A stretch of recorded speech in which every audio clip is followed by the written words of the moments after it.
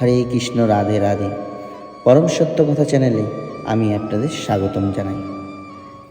আজকে আমি আপনাদের শোনাতে চলেছি ভগবান বিষ্ণুকে কেন রাম অবতার রূপে জন্মগ্রহণ করতে হয়েছিল। অবশ্যই চ্যানেলটি সাবস্ক্রাইব করে রাখবেন। চলুন তাহলে শুরু করা যাক। ভগবান বিষ্ণুকে অত্যাচারী রাবণকে বিনাশ করতেই পৃথিবীতে আসতে হয়েছিল। এই কারণ আমাদের প্রায় সকলেরই জানা, কিন্তু এখানেই গল্পের শেষ নয়। আরও কিছু কারণ রয়েছে রাম অবতার রূপে বিষ্ণুর জন্মগ্রহণের।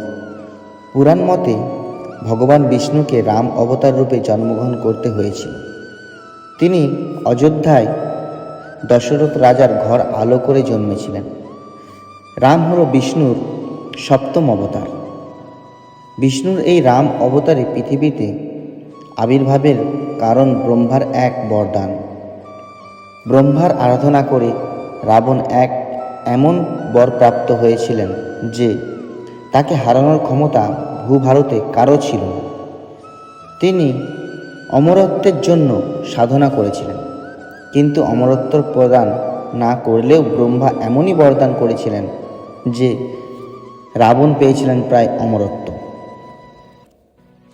ব্রহ্মা রাবণকে বর দিয়েছিলেন দেবতা, গান্ধর্ব, যজ্ঞ এবং রাক্ষসকুলে কেউ তাকে বধ করতে পারবে না।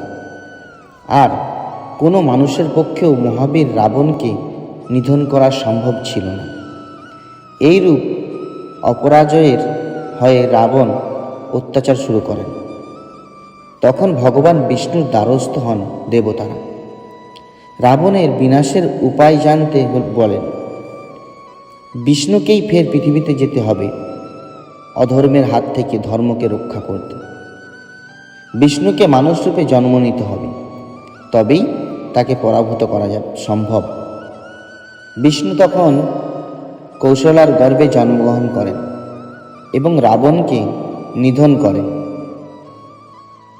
দ্বিতীয় কারণ নারদ এক সুন্দরী রাজকন্যার প্রেমে পড়েছিলেন। তার স্বয়ংবরে যাওয়ার জন্য বিষ্ণুদেবের কাছে প্রার্থনা করেছিলেন। প্রভু স্বয়ংবরের সময় যেন তাকে তিনি নিজের রূপ দান করেন। সেই আশীর্বাদ পেয়ে দেবর্ষি নারদ স্বয়ংবর সভায় যান, কিন্তু রাজকন্যা তার সামনে এসে হেসে ওঠেন। আসলে নারদের মুখে বানরের রূপ বসিয়ে দিয়েছিলেন নারায়ণ। এই ঠাট্টায় ক্ষুব্ধ হয়ে নারদ অভিশাপ দিয়েছিলেন বিষ্ণু নারায়ণ একদিন স্ত্রীকে না পেয়ে দুঃখে কাতর হবে, চিরবিচ্ছেদের জ্বালা ভোগ করবেন। নারায়ণ বলেছিলেন তাই হবে। সেই মতো বিষ্ণু তার রাম অবতারে সীতাকে হারিয়ে বিরহ দশা ভোগ করেছিলেন। তৃতীয় কারণ, জলম্বর নামে এক রাক্ষসকে শিব বধ করতে পারেননি।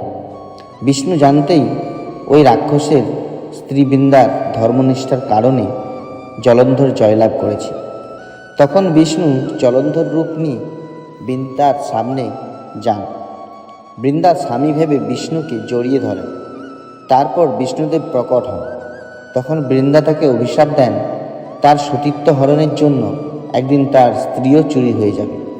সেই অভিশাপ মাথা পেতে নিয়েছিলেন বিষ্ণুদেব। বলেছিলেন তিনি যখন রামরূপে জন্মগ্রহণ করবেন তখন এই অভিশাপ সত্যি হবে। সেই মতো যখন বিষ্ণু রামরূপে জন্ম নিয়েছিলেন তখন সীতা হরণ হয়েছিল। বৈকুণ্ঠে প্রহরারত জয় বিজয়ের কাছে এসে ব্রহ্মার মানসপুত্র 4 ঋষি বিষ্ণুর সঙ্গে দেখা করার ইচ্ছা প্রকাশ করেছিলেন। তখন জয় ও বিজয় তাদের চিনতে পারেননি। তাদের কাছে বাধা পেয়ে ব্রহ্মার মানসপুত্ররা অভিশাপ দেন তাদের রাক্ষসকুলে জন্ম হবে। বিষ্ণু সব জানতে পেরে বলেন এই অভিশাপ খণ্ডনের কোনো উপায় নেই। হয় তাদের 7 জন্ম মর্তে জন্মাতে হবে এবং তারা বিষ্ণুর উপাসক থাকবেন, নতুবা তিনি জন্মমর্তে জন্মাতে হবে বিষ্ণুর শত্রু রূপে। বিষ্ণুর অবতারের হাতে বদ্ধ হয়ে তাদের মুক্তি ঘটবে। সেই মতো জয় ও বিজয় রাবণ ও কুম্ভকর্ণ হিসেবে জন্ম নিয়েছিলেন।